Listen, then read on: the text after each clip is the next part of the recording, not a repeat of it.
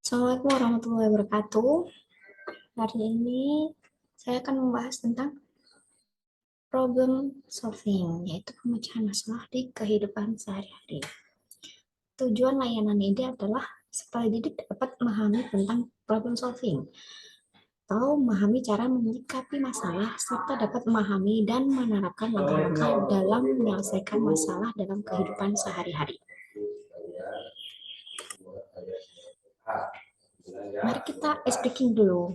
Instruksinya adalah seseorang petani mempunyai warisan sebidang sawah seperti pada gambar di samping. Petani ingin membagi warisan tersebut kepada 4 orang anaknya dengan ketentuan mereka mendapatkan bagian yang sama besar dan bentuknya. Bantulah petani tersebut untuk membagi warisan sesuai dengan ketentuannya. Kotak yang berwarna kuning tersebut adalah bentuk kotak atau bentuk sawah yang harus dibagi kepada 4 orang anak. Silakan dipikirkan bagaimana caranya dibagi sama rata kepada 4 orang anak petani ini. Ya, inilah jawabannya. Jadi dari kotak pertama, kedua, ketiga, dan keempat, bentuknya sama, luasnya juga sama rata, dan ini adil untuk keempat orang anak petani tersebut.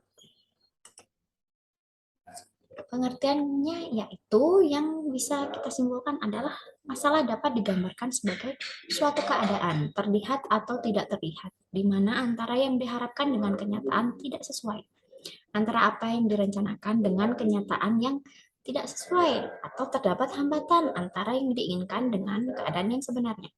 Masalah berbeda dengan keluhan. Keluhan merupakan akibat dari masalah yang tidak jelas atau tidak teratasi ataupun tidak terselesaikan. Keluhan yang dirasakan seseorang dapat dijadikan pertanda seseorang sedang mengalami masalah yang tidak dikenali atau sebuah masalah yang tidak atau belum terpecahkan. Problem solving artinya adalah pemecahan masalah.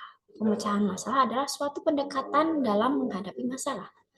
Problem solving juga merupakan suatu prosedur yang di dalamnya terdapat langkah-langkah yang harus diikuti dalam memecahkan sebuah masalah yang dihadapi seseorang sebagai perorangan atau sebagai seorang individu atau sebagai pemimpin atau sebagai anggota dalam suatu organisasi.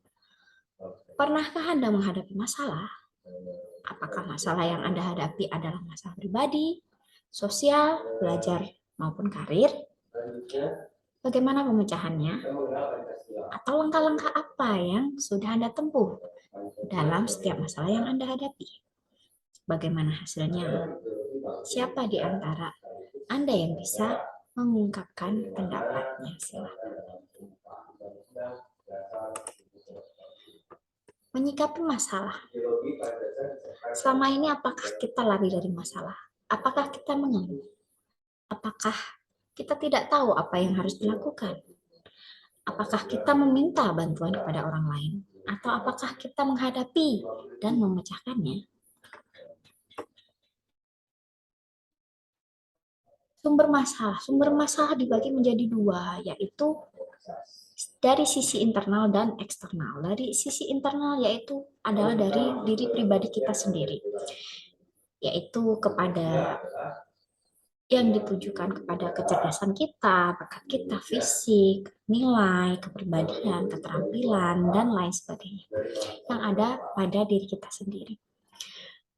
Yang dari luar diri kita disebut adalah eksternal ataupun kondisi yang di luar dari diri kita seperti sosio-emosional di lingkungan keluarga, di lingkungan sekolah, keadaan fisik di luar diri kita, keadaan lingkungan, sarana prasarananya, ataupun hubungan relasi antar teman, antar guru, dan lain sebagainya.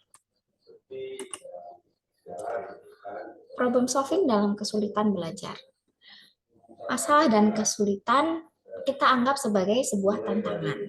Hal ini memerlukan kreativitas, wawasan luas, pemikiran, dan imajinasi. Setelah kita memikirkannya dengan aktivitas dengan kita mencari seluas mungkin wawasan apa yang kita dapatkan dari problematika tersebut, kita pikirkan dan kita imajinasikan. Untuk membelajarkan seorang siswa, beberapa masalah mungkin memerlukan perhatian ekstra, sebab pada kenyataannya sesuatu yang menantang untuk seseorang belum tentu merupakan tantangan bagi orang lain. Langkah-langkah dalam menyelesaikan masalah. Yang pertama adalah merumuskan masalah yang akan dipecahkan. Kita contoh ambil satu identifikasi masalah saja. Masalah A. Kita lalu menganalisa sebab akibat dari masalah tersebut. Masalah A ini disebabkan oleh apa saja? Apa yang diakibatkan oleh masalah ini? Apa dampaknya bagi diri kita? Yang ketiga yaitu menghimpun berbagai alternatif pemecahan. Setelah ketemu beberapa analisa sebab akibat dari masalah A, mungkin ada 1, 2, 3 analisa, kita harus menemukan juga alternatif pemecahan masalahnya. Contoh 1, 2, 3 alternatif pemecahan masalah juga. Setelah itu kita seleksi lagi atau kita memilih alternatif yang paling tepat untuk diri pribadi kita ataupun untuk keadaan yang saat itu memungkinkan. Contoh alternatif mungkin yang nomor 2 yang kita pilih. Setelah itu kita laksanakan pilihan dalam bentuk yang terencana. Jadi kita ambil pilihan alternatif nomor 2, kita laksanakan. Bagaimana nanti hasilnya, berhasil atau gagal. Kalaupun gagal, tidak masalah, kita akan kembali lagi untuk mungkin menganalisa sebab akibat dari masalah, mungkin ada yang kita lewatkan, dan kita himpun lagi alternatif pemecahan masalahnya. Kita cari lagi alternatif yang sekiranya mungkin yang paling tepat lagi menurut kita.